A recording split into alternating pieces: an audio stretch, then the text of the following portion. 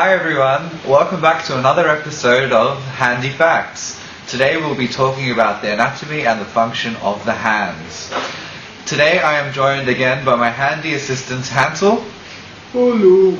And Claudia. Hi. Hi Claudia, how's it going? Oh, Oh, what's wrong Hansel? I fell over. Oh no, let's go have a look at that.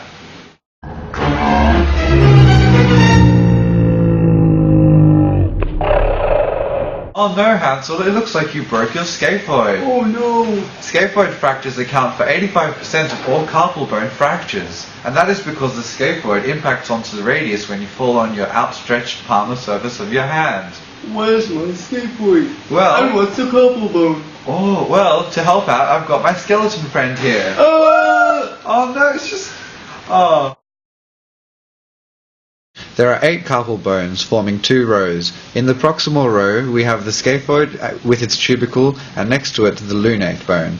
As you can see, these bones are on the lateral side and articulate with the radius forming the radiocarpal or wrist joint. Here you can see the triquetrum and pisiform, which is a sesamoid bone. On the distal row we have the trapezium on the lateral side with its tubercle. The trapezoid is next to it.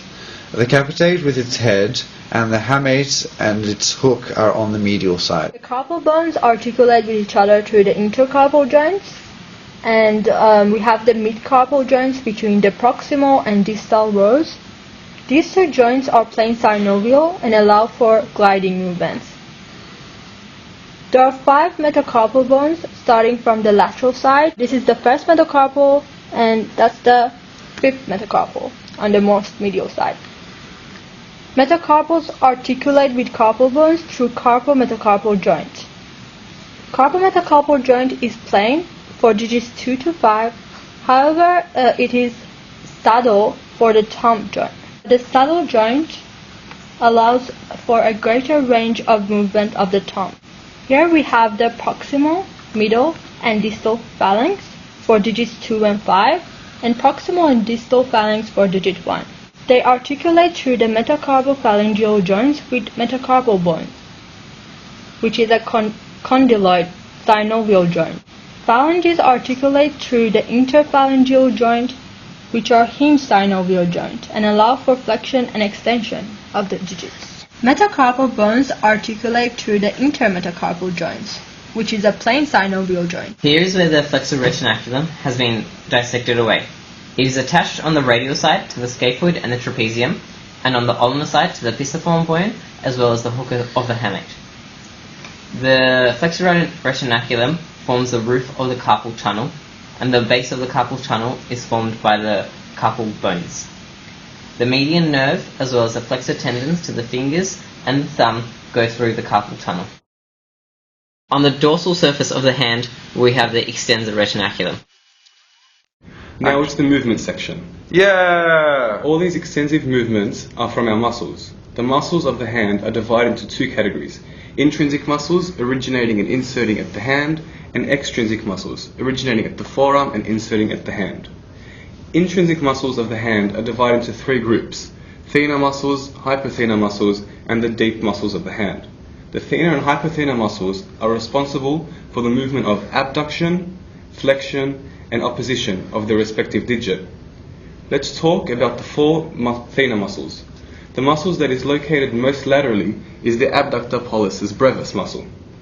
As its name states, this muscle causes abduction of the thumb. Directly medial to that muscle is the flexor pollicis brevis muscle, and this muscle causes the flexion of the thumb.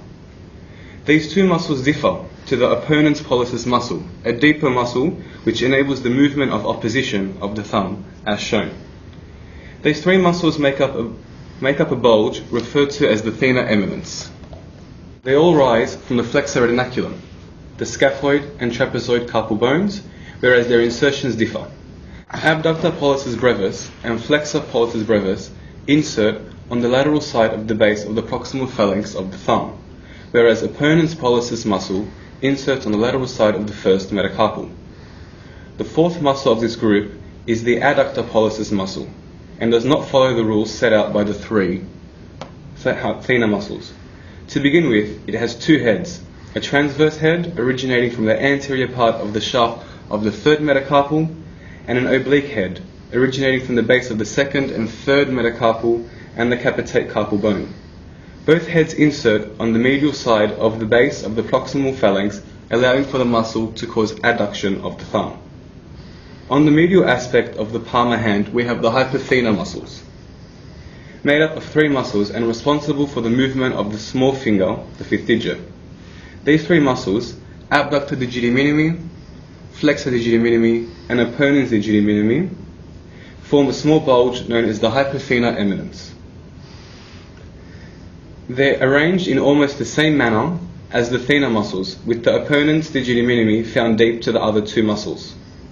The abductor digiti minimi arises from the pisiform bone and inserts at the medial side of the base of the proximal phalanx of digits 5, identical to the insertion of the flexor digiti minimi.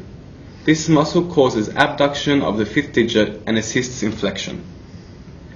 The other two muscles, flexor digiti minimi and opponens digiti minimi, arise from the flexor retinaculum and the hook of the hamate, but insert in different locations. Flexor digiti minimi inserts on the medial side of the base of the proximal phalanx, just like the abductor digiti minimi, causing flexion of the proximal phalanx of the 5th digit, whereas opponens digiti minimi inserts on the medial border of the 5th metacarpal, drawing the 5th metacarpal anteriorly and rotating it, enabling the movement known as opposition. The hand dance will not be complete without the lumbricals, dorsal interosseae and palmar interosseae, collectively referred to as the deep muscles of the hand. There are 7 interosseae muscles, 4 dorsal and 3 palmar, for each side of the index, middle and ring finger, and 1 for the radial side of the little finger. Dorsal interosseae muscles arise from the sides of the adjacent metacarpals and insert on the bases of the proximal phalanges and extensor expansions of digits 2 to 4. These muscles adduct the medial 4 digits. Palmar interosseae muscles arise from the palmar surface of digits 2, 4 and 5 metacarpals and insert on the base of proximal phalanx and extensor expansion of digits 2, 4 and 5, adducting the digits. There are 4 lumbricals that arise from the tendons of flexor digitorum profundus. The first and second lumbricals are unipennate and the third and fourth lumbricals are bipennate. All 4 muscles insert on the lateral side of the extensor expansions of digits 2 to 5 and flex the metacarpal phalangeal joint and extend the interphalangeal joints of digits 2 to 5, allowing this movement. The extrinsic muscles of the hand can be divided into 2 compartments, the anterior flexor compartment and the posterior extensor compartment.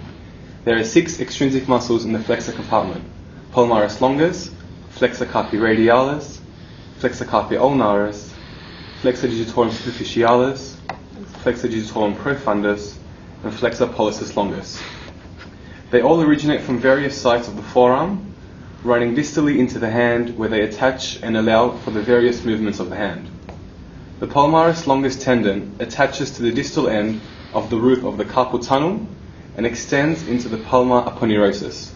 This muscle participates in 2 functions: flexing of the hand at the wrist joint and tensing of the palmar aponeurosis, a stabilizing structure of the palmar skin of the hand. Flexor carpi radialis tendon attaches distally to the base of the second metacarpal bone and causes flexion and abduction of the hand.